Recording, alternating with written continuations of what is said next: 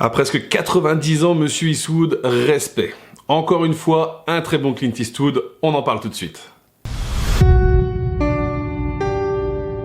There's a bomb in Centennial Park. There is a bomb in Centennial Park. You have 30 minutes. The FBI is looking at Richard Jewell as the bomber. I didn't do this.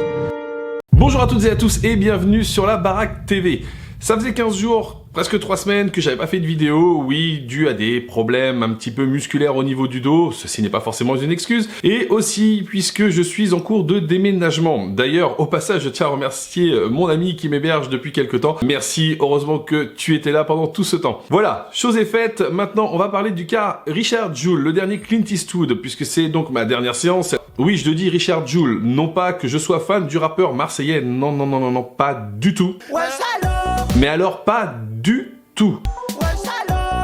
On est bien d'accord. Je parle du cas Richard Jewell puisque c'est en version originale, donc en français le cas Richard Jewell. Le cas Richard Jewell, c'est un film, tout de suite je vous le dis, qui m'a beaucoup plu.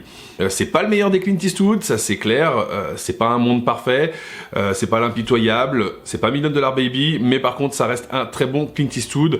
En plus une histoire tirée de faits réels, tout était réuni pour que j'aille le voir au cinéma. Le cas Richard Jewell raconte l'histoire d'un agent de sécurité aux États-Unis en 1996 pendant les JO d'Atlanta. Cet agent de sécurité découvre un sac à dos qui cache une bombe artisanale.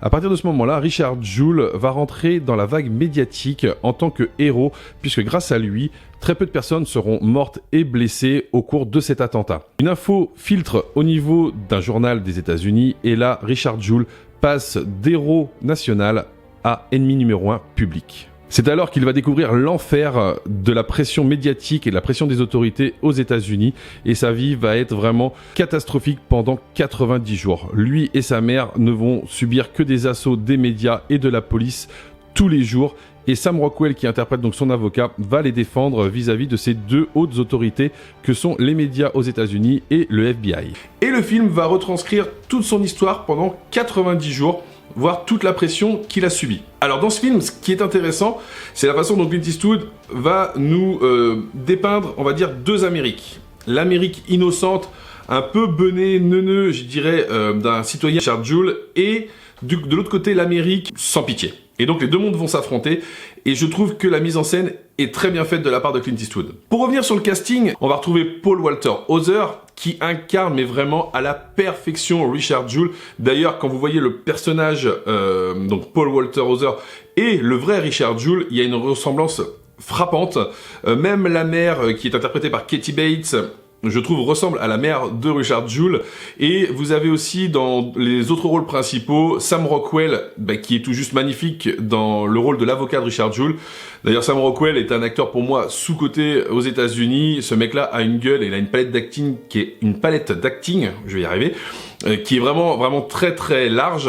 Vous avez aussi Olivia Wilde qui donc campe le rôle de la journaliste Cathy Scruggs, qui avait donc amener cette fausse information, et John Hamm, l'agent du FBI. John Hamm, si ça vous dit rien, c'est un des rôles principaux de la série Mad Men. Le film commence sur la première demi-heure, en fait, on nous présente donc Richard et sa mère, et ça dépeint une Amérique vraiment très traditionnelle. Richard a sa carte à la NRA, donc pour les stands de tir aux États-Unis. C'est un Américain qui vit encore chez sa mère, qui voit tout le temps sa maman, qui lui prépare à manger. Il a un petit côté un peu simple, un petit peu innocent, voire même beaucoup innocent, puisque c'est quelqu'un au début du film qui répète souvent: je veux être un homme de l'ordre, je respecte l'ordre.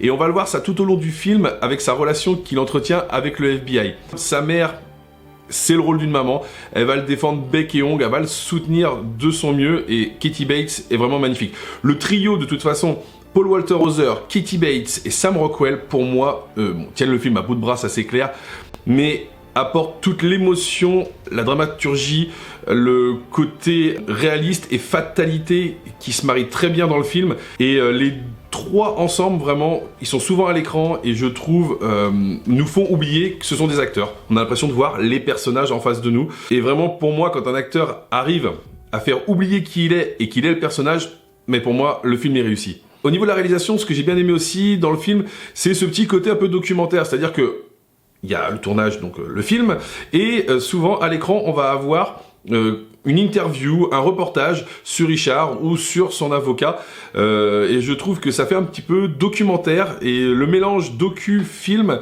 retour à la réalité, comme si on était à la télévision, comme si on était chez soi devant la télévision, j'ai trouvé ça très bien réalisé. On va revenir aussi sur donc Richard et sa mère sont tous les deux, voilà, font partie tous les deux d'une Amérique très classique. En très peu de temps, les médias peuvent vous descendre, peuvent vous mettre plus bas que terre. C'est-à-dire que Richard est manipulé tout au long du film, que ça soit par les médias. D'ailleurs, sa mère apprend par la télé que son fils est suspecté, parce qu'il faut savoir que lorsqu'une bombe explose pendant un attentat, le premier suspect, c'est celui qui découvre la bombe. Bon, c'est comme ça, pourrait paraître logique, mais c'est comme ça. Et donc, la façon dont va être récoltée l'information, d'ailleurs on y reviendra un petit peu plus tard, mais Kathy Scruggs, donc, qui a dévoilé le nom de Richard Jewell dans son journal, et puis après les médias l'ont repris, ne pouvait pas se rendre compte de l'enfer qu'elle allait faire subir à Richard Jewell. C'est très bien décrit, alors ça fait un peu très imagé, parce que Olivia Wilde campe la journaliste très classique, on va dire, belle femme, mais qui a de l'ambition, qui est très carriériste, qui veut absolument son scoop. Et elle fait tout pour l'avoir, elle fait du rentre-dedans, l'agent du FBI, alors apparemment ça c'était un petit peu mitonné, c'était un petit peu arrangé par Clint Eastwood, bon c'est vrai que ça fait très caricatural, mais ce qui est intéressant dans le film, c'est cette façon dont les médias ont, et les autorités ont un pouvoir sur les concitoyens. Lorsque l'information comme quoi Richard Jewell est l'ennemi public numéro 1, le suspect numéro 1, sa vie va basculer vraiment du jour au lendemain. Du jour au lendemain, il va se retrouver avec les journalistes qui sont devant sa maison. Dès qu'il sort faire pisser le chien, on voit les journalistes qui sont à l'affût de tout. D'ailleurs, on le voit qui se sent oppressé, qui se tient la poitrine comme s'il étouffait.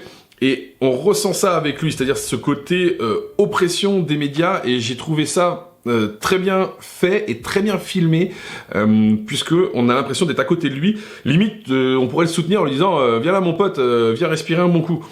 Et c'est vrai que lorsque le FBI, je pense à plusieurs scènes comme ça, lorsque le FBI débarque dans la maison de Richard, va découvrir toutes les armes de Richard, et là ils vont découvrir, enfin sur le lit, il y a le lit, et il y a toutes les armes que vous voulez, hein, carabine, pistolet, revolver, les cartouches, tout ce qui va avec, et là, franchement, au cinéma, tout le monde a rigolé, mais c'était aussi le côté marrant, parce que aux États-Unis, ça paraît logique d'avoir des armes chez soi. Et lui, il dit ça, oui, ce sont des armes, ce sont mes armes, comme si c'était normal, quoi. Je suis suspecté d'un attentat, j'ai des armes chez moi, moi j'ai rien fait, donc j'ai le droit d'avoir des armes. Et c'est encore ce côté force de l'ordre qui veulent tout lui mettre sur le dos, et lui, de son côté innocent, qui dit, non, oui, j'ai des armes, mais j'ai rien fait. Et c'est là que son avocat, campé par Sam Rockwell, est vraiment super bon. Enfin, Sam Rockwell, il fait vraiment la transition entre l'innocence américaine, donc interprétée par Katie Bates et Paul Walter Hauser, et la dureté que représente le FBI et le journalisme ou les médias. Je trouve qu'Eastwood traite parfaitement l'hypocrisie qui est faite par la police et les médias, dans le sens où ils savent très bien que c'est pas lui, puisque l'agent du FBI sait très bien que c'est pas lui, ils ont pas de preuves formelles. Et quand il balance le nom à la journaliste, elle se dit, elle cherche même pas à vérifier, elle cherche même pas à réfléchir, pour elle, c'est un scoop. Et on voit très bien que pendant tout le film, ils jouent les hypocrites, puisqu'ils veulent que ça soit lui, ils veulent trouver, entre guillemets, une excuse à leur erreur, et ça, je trouve que c'est très bien filmé, et que les acteurs, en tout cas, sont bien dans leur rôle. Même si le rôle de la journaliste et de l'agent du FBI sont un peu caricaturaux à mon goût, je trouve quand même que c'est bien amené par la réalisation de Clint Eastwood. Il y a une scène aussi à laquelle je repense et qui qui m'était aussi mal à l'aise au cinéma. C'est la scène de l'interrogatoire quand donc le FBI vient chercher chez lui Richard Jewell et il l'emmène donc dans leur bureau, mais sans lui dire pourquoi. En gros, c'est pour faire une sorte de simulation. Donc il lui demande de parler au téléphone, de dire il y a une bombe dans le parc, elle va exploser d'ici 30 minutes. Et lui, même s'il est un peu innocent, il est quand même pas con. Il se dit, mais attendez, je vais pas dire ça parce que c'est ma voix qui va être enregistrée. Il lui demande de signer en bas de la feuille, même s'il n'y a rien de marqué, il se dit, mais attendez, je vais pas signer, donc il va appeler son avocat. Et cette scène de l'interrogatoire, je trouve qu'elle met très mal à l'aise. Clint Eastwood nous dit, si ça t'arrive toi, qu'est-ce que tu fais devant deux flics qui essaient de te manipuler? Est-ce que tu gardes ton sang-froid? Je sais pas. Sincèrement, bien sûr, on se défend, mais la façon dont c'est fait, on se dit que ça peut nous arriver n'importe quand et à n'importe qui. Ce qui marche bien aussi dans le film, c'est donc le couple, la maman de Richard et Richard, qui sont vraiment, je le répète vraiment, d'une innocence incroyable, et c'est vraiment bien joué. Il n'y a pas de surjeu de la part de Kathy Bates et de Paul Walter Hauser. Ils jouent vraiment à la perfection. D'ailleurs, Kathy Bates aurait peut-être mérité l'Oscar du second rôle féminin. Bon, bref, ça c'était une parenthèse. Mais donc cette innocence avec la dureté et la réalité que représente leur avocat, on voit que quand ils sont tous les trois ensemble, ça match super bien sur toutes les scènes. Et leur innocence, c'est aussi un peu de la culpabilité, parce qu'en fait, c'est comme s'ils se laissaient faire et ils se rendent pas compte de ce qui se passe. Et après, d'autres personnes interprètent ça d'une façon, en gros, vous dites rien ou vous êtes un peu innocent, donc c'est vous. C'est un petit peu ce que j'ai pris dans le film. Et voilà, je trouve que ça marche vraiment bien de toute façon au niveau des émotions, que ça soit dans l'humour, que ça soit dans la naïveté, dans l'émotion, dans la dureté. Dans la fatalité, j'ai vraiment aimé cette façon de filmer les acteurs. C'est souvent au plus près, on les voit souvent en plan vraiment assez rapproché. Et je trouve que voilà, Paul Walter Hauser est quand même magnifique dans ce rôle-là. Une scène aussi que je trouve assez bouleversante, c'est la scène, alors qui va peut-être être sur la fin du film, où Kathy Bates donc regarde la télé. Ils sont tous chez Richard, tous chez sa mère, et bon, ils regardent la télé. Il y a l'avocat, il y a les amis de Richard qui sont là, donc sa mère, et ils regardent la télé. Et là, à un moment, sa mère elle en a marre de parler de ça, et elle met un film à la télé qu'elle veut regarder. C'est un film de guerre. Et là, Richard s'énerve en lui disant oui, je suis déjà accusé d'avoir fait exploser une bombe. Pourquoi tu regardes un film de guerre? Et là, elle se met à pleurer, elle se lève et elle va dans la salle de bain. J'ai en train de m'étouffer.